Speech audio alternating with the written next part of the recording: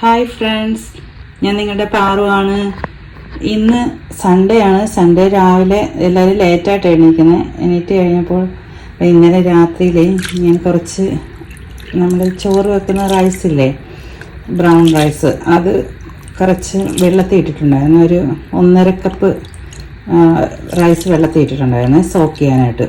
അപ്പം ഞാൻ വെച്ച് ഇന്ന് രാവിലെ ലേറ്റായിട്ടൊക്കെ എഴുന്നേൽക്കുമ്പോൾ വേറെ ഒന്നും ഉണ്ടാക്കാൻ സമയമില്ല. അപ്പം ഇത് ഇന്ന് നമുക്ക് അരിക്കൊഴുക്കട്ട ഉണ്ടാക്കാം. അരിക്കൊഴുക്കട്ട എന്ന് പറയുമ്പം നമ്മൾ ഈ ഇഡ്ഡലിത്തട്ട വെച്ച് പുഴുങ്ങുന്ന ശർക്കരയും തേങ്ങയും ചേർത്തിട്ടുള്ള കൊഴുക്കട്ടയല്ല. ഇതൊക്കെ നമ്മുടെ വീട്ടിൽ പണ്ട് ഉണ്ടാക്കുന്ന നാടൻ കൊഴുക്കട്ട എന്ന് പറയും. അതായത് വെള്ളത്തിലിട്ട് ഉണ്ടാക്കുന്നൊരു കൊഴുക്കട്ട എല്ലാവർക്കും അറിയായിരിക്കും. ഇതാണ് എൻ്റെ ഫേവറേറ്റ് കൊഴുക്കട്ട. അപ്പം ഞാൻ ഇന്നത് ഒന്ന് ട്രൈ ചെയ്യാമെന്ന് വിചാരിച്ച്. അപ്പോൾ അതിനായിട്ട് നമുക്ക് ഈ റൈസ് ആദ്യം ഒന്ന് സോക്ക് ചെയ്ത റൈസ് ഒന്ന് വാഷ് ചെയ്ത് മാറ്റാം.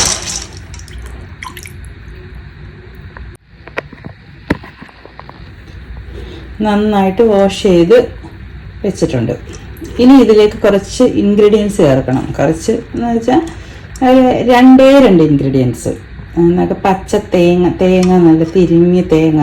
ഇവിടെ പിന്നെ തിരുമ്മിയ തേങ്ങ വാങ്ങിച്ച് ഫ്രിഡ്ജിൽ വെച്ചിട്ടുണ്ട്. അപ്പോൾ ആ തേങ്ങ എടുത്ത് നമ്മൾ തിരുമുകയാണെങ്കിൽ കുറച്ചും കൂടെ നനവ് കിട്ടും.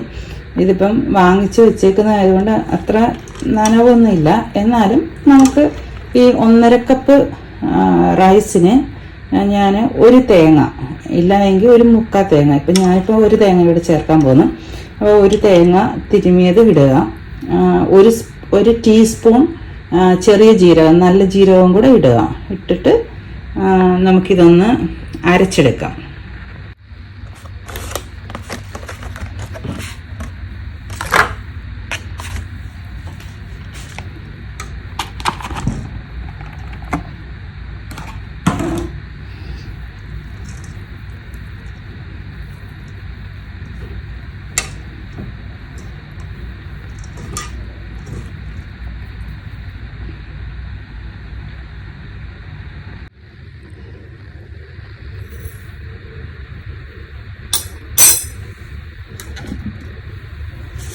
കുറച്ച് ഉപ്പുകൂടെ ഇട്ട് കൊടുക്കും. ഉപ്പ് നമ്മൾ കുറച്ച് ഇട്ടാൽ മതി. പിന്നെ നമുക്ക് ഇത് വേവിക്കാനുള്ള വെള്ളത്തിലും കൂടെ ഇടാം. നമുക്ക് അന്നേരം അത് കറക്റ്റ് ആവത്തുള്ളൂ. ഒന്ന് ഇളക്കി കൊടുക്കാം. എന്നിട്ട് നമുക്ക് മിക്സിയുടെ ജാറിലിട്ട് ഇങ്ങനെ ആദ്യം നമുക്ക് വെള്ളം ഒഴിക്കാതെ ഒന്ന് പൊടിച്ച് എടുത്തിട്ട് പിന്നെ ചെറുതായിട്ട് വെള്ളം തളിച്ച് വെച്ച് ഒന്ന് അരച്ചെടുക്കാം. അന്നേരം നമുക്ക് ഈ ഒരുപാട് ഫൈൻ പേസ്റ്റായിട്ട് അരയരുത്. കുറച്ച് തരി വരുകയും വേണം, എന്നാൽ അരയാതിരിക്കുകയും ചെയ്യരുത്. അരയാതിരുന്നു കഴിഞ്ഞാൽ നമ്മൾ വെള്ളത്തിൽ ഇടുമ്പോഴത്തേക്ക് അതിൽ നിന്ന് ഇങ്ങനെ വിട്ട് പോകും. അപ്പം അങ്ങനെ വരാതിരിക്കാൻ ചെറുതായിട്ട് വെള്ളം തളിച്ച് നമ്മൾ അരച്ചെടുക്കണം.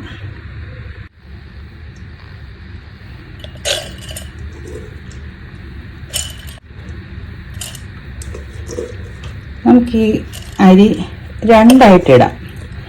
ഒരു 2 പാർട്ടായിട്ട് ഇടാൻ പറ്റത്തുള്ളൂ, കാരണം ക്വാണ്ടിറ്റി ഉണ്ടല്ലോ. അതുകൊണ്ട് ഇപ്പം ഞാനിതൊന്ന് അരച്ചിട്ട് വരാം.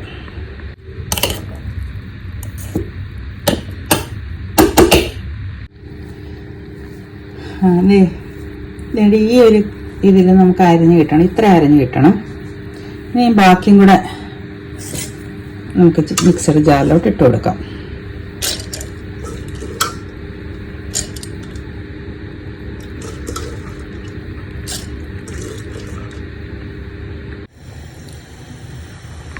ഇവിടെ ഒരു 8 ഗ്ലാസ് വെള്ളം ഞാൻ ബോയിൽ ചെയ്യാനായിട്ട് വെച്ചിട്ടുണ്ട്.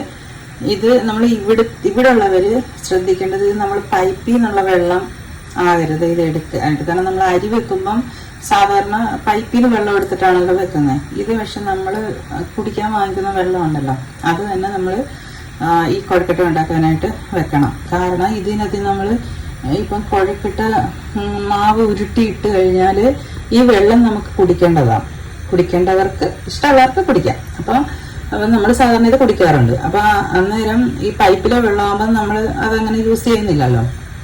അപ്പോൾ അതുകൊണ്ട് ഈ കുടിക്കാൻ വാങ്ങിക്കുന്ന വെള്ളം തന്നെ നമ്മൾ ബോയിൽ ചെയ്യാൻ ഇത് വേവാനായിട്ട് വെക്കാനായിട്ട് എടുക്കാനായിട്ട് ശ്രദ്ധിക്കണം കേട്ടോ. അപ്പോൾ അന്നേരം ഞാനിപ്പോൾ ഒരു 8 ഗ്ലാസ് വെള്ളം വെച്ചിട്ടുണ്ട്. ഇനി ഇതിലേക്ക് ഇത് നല്ലതുപോലെ തിളച്ച് വരുമ്പോൾ കുറച്ചൊരു ഉപ്പിട്ടിട്ട്, നമ്മൾ മറ്റേതിനകത്ത് ഇട്ടിട്ടുള്ളത് കൊണ്ട് ഒത്തിരി ഉപ്പിടണ്ട, പക്ഷെ കുറച്ചൊരു ഉപ്പൊക്കെ ഇട്ട് ഒന്ന് തിളച്ച് വരുമ്പോൾ ഉപ്പ് ഇട്ടിട്ട് നമ്മൾ ആ കുഴക്കട്ടെ അത് മാവ് ഉരുട്ടിയിട്ട് ഇതിലേക്ക് ഇടാം. എല്ലാം അരഞ്ഞ് കിട്ടിയിട്ടുണ്ട്. ഇപ്പോൾ ഇത് നമ്മളൊന്ന് കൈ വെച്ചൊന്ന് നന്നായിട്ട് കുഴയ്ക്കാം. നാട്ടിൽ പണ്ട് അമ്മമ്മയൊക്കെ ഇത് കല്ലേൽ അരച്ചാണ് ഉണ്ടാക്കുന്നത്, അതിനാണ് കൂടുതൽ ടേസ്റ്റ്. ഇപ്പം പക്ഷെ അവിടെയും കല്ലിലൊന്നും അരപ്പൊന്നുമില്ല. ഇത് പണ്ട് എനിക്കൊരു അബദ്ധം പറ്റിയിട്ടുണ്ട്. നമ്മൾ ശരിക്കും നമ്മുടെ വീട്ടിൽ പണ്ട് മുതൽ ഈ ബ്രൗൺ റൈസ് തന്നെ യൂസ് ചെയ്യുന്നത്. അപ്പം എനിക്കത് ഏത് റൈസാണ് യൂസ് ചെയ്യുന്നത്, അപ്പം ആ റൈസും വൈറ്റ് റൈസും തമ്മിൽ വ്യത്യാസം ഒന്നും നമുക്കറിയത്തില്ല. കല്യാണം കഴിഞ്ഞ് നമ്മൾ ചെന്നപ്പം ഹസ്ബൻഡിൻ്റെ വീട്ടിൽ അവർ വെള്ള അരിയാണ് ഉപയോഗിക്കുന്നത്. അപ്പം ഇത് തമ്മിലുള്ള വ്യത്യാസമോ കാര്യങ്ങളോ ഒന്നും അറിയാതെ ഒരു ദിവസം അവരുടെ വീട്ടിൽ ഈ കുഴക്കട്ട ഉണ്ടാക്കാറില്ല. അപ്പം മറ്റേ തേങ്ങ വെച്ചിട്ടുള്ള കുഴക്കട്ടയോ അവർ തേങ്ങയും ശർക്കരയും വെച്ചിട്ടുള്ള കുഴക്കട്ടയോ അവിടെ ഉണ്ടാക്കുന്നത്. അപ്പം ഞാൻ കുറേ അരി അളവ് പോലും അറിയാതെ എത്രയോ അരി എനിക്ക് എന്തുവാന്ന് എനിക്കറിയില്ല. ഇപ്പോഴും എനിക്ക് ഓർമ്മ വരുന്നത് സോക്ക് ചെയ്ത് കഴിഞ്ഞപ്പോഴത്തേക്ക് ആ ഒരു കോല ചരിവം പോലുള്ള ഒരു പാത്രം ഉണ്ടായിരുന്നു അവിടെ. അത് നിറച്ചിങ്ങനെ പൊങ്ങി വന്നു. അത്രയും അരി എടുത്തിട്ട് വെള്ളയരി എടുത്തിട്ട് സോക്ക് ചെയ്യാനിട്ടിട്ട് കിടന്നുറങ്ങി. രാവിലെയായപ്പം ഹസ്ബൻഡിൻ്റെ അമ്മ ചോദിച്ചു, ഇതെന്തിനിട്ടതാ, ഇതെന്ത് കാര്യമാ എന്നൊക്കെ ചോദിച്ചു. അപ്പം ഞാൻ പറഞ്ഞു ഇത് കുഴക്കട്ടയ്ക്കാണ്. അപ്പോഴാണ് അമ്മ പറയുന്നത് അത് കുഴക്കട്ടയ്ക്ക് ഈ അരി അല്ല ഉപയോഗിക്കുന്നത്, ചുമന്നരിയോ, ഇവിടെ ഞങ്ങൾ ചുമന്നരി യൂസ് ചെയ്യാറില്ല എന്ന് പറഞ്ഞു. അപ്പോഴാണ് എനിക്ക് അബദ്ധം മനസ്സിലായത്. അതിന് അത് എങ്ങനെയൊക്കെയോ അരച്ച് അതൊന്ന് എന്തൊക്കെയോ ചെയ്ത് എനിക്കതിൻ്റെ ഓർമ്മ പോലും ഇല്ല. പിന്നെ ഉണ്ടാക്കിയിട്ടേ ഇല്ല. പിന്നെ ഞാൻ ഇവിടെ വന്നതിന് ശേഷം നമ്മുടെ ഒരു അവതരിപ്പം ഉണ്ടാക്കി കൊള്ളില്ലെങ്കിലും നമുക്ക് കളയാമല്ലോ, ആരും ചോദിക്കുന്നില്ലല്ലോ. അപ്പോൾ അതുകൊണ്ട് ഇവിടെ വന്നാണ് പിന്നെ ഇതൊക്കെ ഉണ്ടാക്കാനായിട്ട് പഠിച്ചതൊക്കെ. അപ്പം നമ്മളിവിടെ ഞങ്ങൾ അച്ഛൻ നാട്ടിൽ പോയതിന് ശേഷം ഞങ്ങൾ മാത്രമായപ്പം ഞങ്ങൾ ചുവന്ന അരി അന്ന് പോലെ യൂസ് ചെയ്യുന്നത്. നമ്മൾ അതാണല്ലോ നല്ലത്. മറ്റേ വൈറ്റ് റൈസ് അത്ര പോളിഷ് ചെയ്ത അരി കൊള്ളില്ലല്ലോ നമ്മുടെ ഹെൽത്തിന്. അപ്പോൾ അങ്ങനെ നമുക്ക് നമ്മുടെ വെള്ളം തിളച്ച് വരുമ്പോഴത്തേക്ക് ഇതൊന്ന് ഉരുട്ടിയെടുക്കാം. ഇപ്പോൾ റൗണ്ട് ഷേപ്പിൽ വേണ്ടവർക്ക് റൗണ്ട് ഷേപ്പ് ഉരുട്ടാം. അതല്ല ഇങ്ങനെ നമ്മൾ പിടി ഉണ്ടാക്കത്തില്ലേ, പിടി ഉണ്ടാക്കുന്ന രീതിയിൽ ഉരുട്ടണമെങ്കിൽ അങ്ങനെ ഉരുട്ടാം. ഇപ്പം ഞാനിപ്പോൾ ഇവിടെ റൗണ്ട് ഷേപ്പിലാണ് ഉണ്ടാക്കുന്നത്. ഇങ്ങനെ ഉരുട്ടി നമുക്ക് ആദ്യം ഉരുട്ടി പ്ലേറ്റിലേക്ക് വെക്കാം. എന്നിട്ട് പിന്നെ അത് ബോയിലാവുമ്പം നമുക്ക് അതിലേക്ക് വാരിയിടാം. വെള്ളം ബോയിലായിട്ടുണ്ട്. ഇതിലേക്ക് നമുക്ക് കുറച്ച് ഉപ്പ് ഇട്ട് കൊടുക്കാം. കുറച്ച് ഉപ്പ് നമ്മൾ നേരത്തെ അരയ്ക്കാൻ വേണ്ടി ഇട്ടിട്ടുണ്ട്. അപ്പം ബാക്കി ചെറുതായിട്ടൊന്ന് ഉപ്പിട്ട് കൊടുത്തിട്ട് ഫ്ലെയിം ഒന്ന് കുറച്ച് വെച്ച് നമ്മൾ ഉരുട്ടി വെച്ചേക്കുന്ന ഓരോ കുഴക്കട്ടയിലോട്ട് ഇട്ട് കൊടുക്കാം.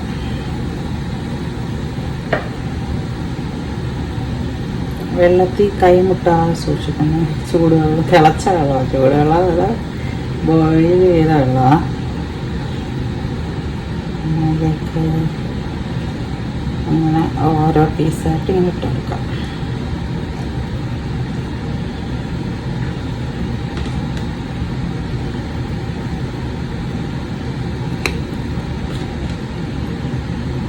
ഇനി ഇതിപ്പോൾ ഇളക്കുകയാണ് ചെയ്യരുത്. ഇനി ഇതിനകത്ത് കിടന്നൊന്ന് വെന്ത് വരട്ടെ.